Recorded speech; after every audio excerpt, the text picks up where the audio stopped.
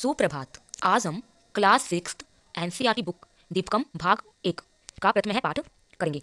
पाठ का नाम है वयम वनमालाम पठामः। वयम हम वनमालाम वनमाला को पठामः पढ़ेंगे। हम वनमाला को पढ़ेंगे। वर्णाः द्विविधाः भवन्ति। वर्णाः वर्ण द्विविधाः दो प्रकार के भवन्ति होते हैं। वर्ण दो प्रकार के होते हैं। स्वराः व्यंजनानि च और स्वर और व्यंजन। सबसे पहले हम स्वराः स्वर करेंगे। स्वरानाम उच्चारणम स्वतंत्र रूपेण भवति। स्वरानाम स्वरों का उच्चारण स्वतंत्र रूप से भवति होता है। स्वरों का उच्चारण स्वतंत्र रूप से होता है। जो हमारे स्वर हैं उसका उच्चारण में हमें किसी की भी मदद नहीं लेनी पड़ती, स्वतंत्र रूप से उसका उच्चारण होता है, उसे स्वर कहते हैं। स्वराः द्विविधाः सन्ति। स्वराः स्वर द्विविधाः दो प्रकार के सन्ति हैं। स्वर दो प्रकार के हैं। समानाक्षराणि संध्याक्षराणि च। समानाक्षराणि और संध्याक्षराणि। सबसे पहले हम समानाक्षराणि पढ़ेंगे। ए आ ई उ री लरी। समानाक्षराणि को भी दो भागों में बांटा गया है, ह्रस्व और दूसरा है दीर्घ। ह्रस्व का मतलब छोटा और दीर्घ का मतलब बड़ा। ह्रस्व जिसके उच्चारण में कम से कम समय लगे उसे तो ह्रस्व कहते हैं, और दीर्घ जिसके उच्चारण में ह्रस्व स्वर से दुगुना समय लगे उसे क्या कहते हैं? दीर्घ स्वर। यहाँ पर इस स्टार का मतलब क्या है? हमें ये नीचे दे रखा है, लरी वर्णस्य दीर्घाः न सन्ति। जो लरी वर्ण है उसका दीर्घ स्वर नहीं होता। नेक्स्ट है संध्याक्षराणि, ए ओ औ। अब इस डबल स्टार का मतलब क्या है? संध्या अक्षराणि ह्रस्वा न सन्ति। जो संध्या अक्षराणि होता है के ह्रस्व स्वर नहीं होते। दवयो निश्चित स्वरयो संधि द्वारा ये नवीना स्वर वर्णाः जायन्ते ते संध्यक्षरा स्वराः भवन्ति। द्वयो दो निश्चित स्वरों के संधि द्वारा ये नवीन स्वर वन हो जाते हैं। इसे संध्या अक्षराणि स्वर कहते हैं। जैसे ए और ई मिलके क्या बना? ए और ए मिलके क्या बना? आई। ए और ऊ मिलके क्या बना? ओ। और ए और ओ मिलके क्या बना? औ। अनुनासिक स्वर मुखेन सह नासिकया अपि उच्चारिताः स्वराः अनुनासिक स्वराः सन्ति। मुखेन सह मुख के साथ, नासिकया अपि नाक के द्वारा उच्चारित स्वर अनुनासिक स्वर सन्ति हैं। अर्थात ऐसे स्वर जिनका उच्चारण मुख के साथ नासिका से भी किया जाए उसे अनुनासिक स्वर कहते हैं। जैसे अन, आंग, इन, उन, औन, रिन, रुन, रिन, एन, ऐन, औन, औन। अब नेक्स्ट है व्यंजनानि, व्यंजन स्वर। व्यंजनानाम उच्चारणेन कस्यचित् स्वरः सहायता अवश्यम भवति। व्यंजनों के उच्चारण में कस्यचित् स्वरः किसी स्वरों की सहायता अवश्य लेनी पड़ती है। अतः वर्णमालायां व्यंजनानाम उच्चारणार्थ सर्वत्र ए स्वरस्य योज्य भवति। अतः इसलिए वर्णमाला के व्यंजनों के उच्चारण के लिए सर्वत्र सभी ए स्वर की योजनम भवति, योजन किया जाता है। इसलिए वर्णमाला के व्यंजन स्वर के उच्चारण के लिए ए स्वर का प्रयोग किया जाता है। उदाहरण कै प्लस ए कै, खे प्लस ए खे, गै प्लस ए गै, घै प्लस ए घै। अत्र व्यंजनम केवलम, यहाँ व्यंजन केवल है कै, खे, गै, घै। अब इसमें क्या अंतर है? इसमें कै के नीचे क्या है? हलंत है, नीचे भी, और गै और घै के नीचे भी अत्यवस्ति। अत्र ए स्वरस्य केवलम उच्चारणार्थ योजितः अस्ति। यहाँ ए स्वर का प्रयोग उच्चारण के लिए किया गया है। व्यंजनानाम चत्वारः भेदाः सन्ति। वर्णों के 4 भेद होते हैं। पहला है वगर्याः वर्णाः, और इसको हम स्पर्शाः वर्णाः भी कहते हैं। वर्ग्या स्पर्शाः व्यंजना वर्णाः सविक्रिय उच्चारणं स्थानानुसारेण 5 वर्गेषु विभक्ता भवति। वर्गीय व्यंजन अपने उच्चारण के स्थान के अनुसार 5 भागों में बांटे गए हैं।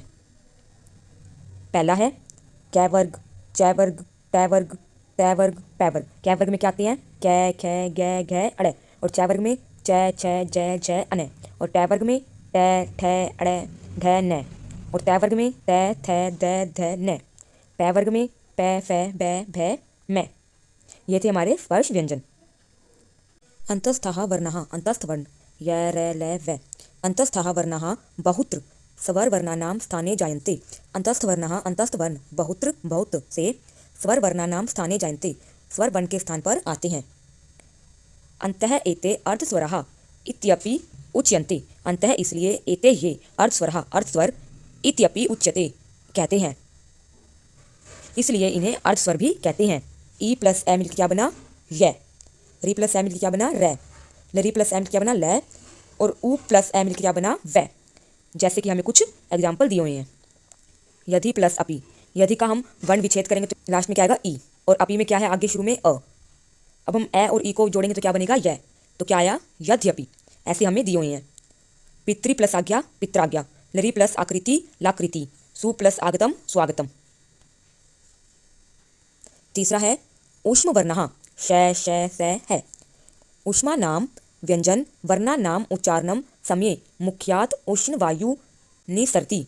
ऊष्मा नाम व्यंजन ऊष्म व्यंजन वर्णा नाम वर्णों के उच्चारण समय उच्चारण के समय मुख्यात मुख उष्ण है वायु गर्म वायु निस्यरती निकालता है।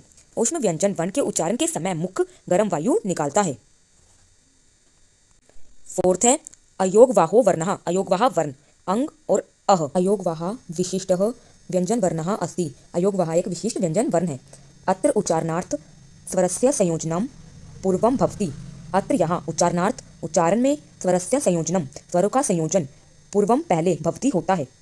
न तू पश्चात, न नहीं तू तो, पश्चात बाद में। यहाँ उच्चारण के लिए स्वर का संयोजन पहले होता है, न की बाद में। अत्र द्वो अयोगवाहो सतः, यहाँ दो अयोगवाह हैं। अंग ए प्लस अंग, इस अंग को हम क्या बोलते हैं अनुस्वार है। अह ए पहले लगा और विसर्ग बाद में लगा तो इसको क्या बोलते हैं हम विसर्ग।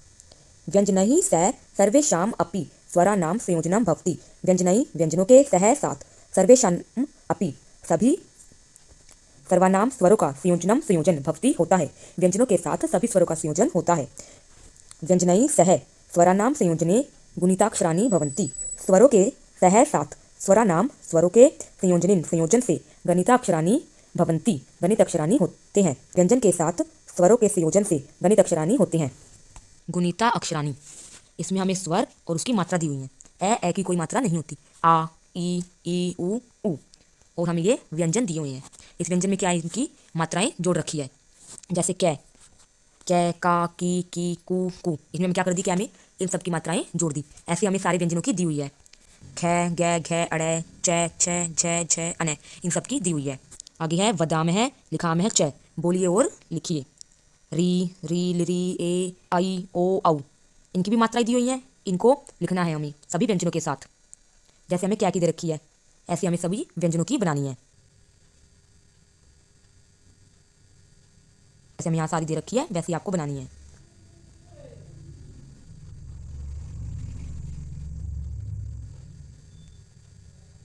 आगे दे रखा है हमें वयम अयोगवाह नाम, मैं अयोगवाह हूँ। अब पता है हमें अयोगवाह हमने अभी पढ़े थे कि दो प्रकार के होते हैं अयोगवाह, एक अनुनासिक और एक होता है विसर्ग। अब इसमें क्या है हमें इनको ही जोड़ के लिखना है। दे रखे हमें अभ्यासम कुरुत, अभ्यास कीजिए। जो हमें ये ऊपर दे रखे हैं इनको हमें अभ्यास करके खुद ही लिखना है। संयुक्त व्यंजनानि, संयुक्त व्यंजन एकाधिक व्यंजन वर्णा नाम मिलियन संयुक्त व्यंजनानि भवंती। अनेक व्यंजन वर्ण के मेल से संयुक्त व्यंजन होते हैं। जैसे श अब कैसे बना है, कै और श को मिला के क्या बना है श बना है। अब इसके अंदर हमने क्या मिला दिया ए मिला दिया तो ये क्या बन गया पूरा श। फिर हमें एक एग्जाम्पल दे रखा है कक्षा, कक्षा कैसे बना क्या कैसे बना आधा क्या और ए मिलकर क्या बना पूरा क्या। और फिर शाह कैसे बना कै और श मिल क्या बना श, और फिर आ मिलके क्या बना शा, तो क्या बन गया ये कक्षा। अब त्रय कैसे बनेगा, तय और रै और ए मिलके क्या बनेगा त्रय। हमें एक एग्जांपल दे रखा है पत्रम, पै और ए मिलके क्या बना पै, तय रै और ए मिलके क्या बना त्रय। तो क्या दे रखा है हमें फिर मैं, तो क्या बन गया पत्रम। अब गै कैसे बना, जय और अनय मिलके क्या बना गै बना। और हमें एग्जाम्पल दे रखा है ज्ञानम, जय प्लस न प्लस ए मिलके क्या बना ज्ञा, और न और ए मिलके क्या बना न, और मैं क्या बन गया ज्ञानम। अब ध कैसे बनता है, द और या मिलकर क्या बनता है ध। हमें एग्जाम्पल दे रखे हैं विद्या, वी कैसे बना वै प्लस ई मिलके वी, और ध कैसे बना द प्लस य मिल क्या बना धा, तो क्या बन गया विद्या। एवमेव सर्वेषां व्यंजना नाम सर्वैः व्यंजनैः सह मिलनेन संयुक्त व्यंजनानि भवन्ति। ऐसे ही सभी व्यंजनों के साथ दूसरा व्यंजन मिलने से संयुक्त व्यंजन बनते हैं। जैसे कयो, कय से क्या बना? चाणक्य। अर्ण से क्या बना? अर्णव। नत्र से क्या बना? मंत्र। ऐसे क्रय से कर्म है, नद्र से इंद्र, षठ्यो से ओष्ठः, पश्म ओष्ठः, संध्याः।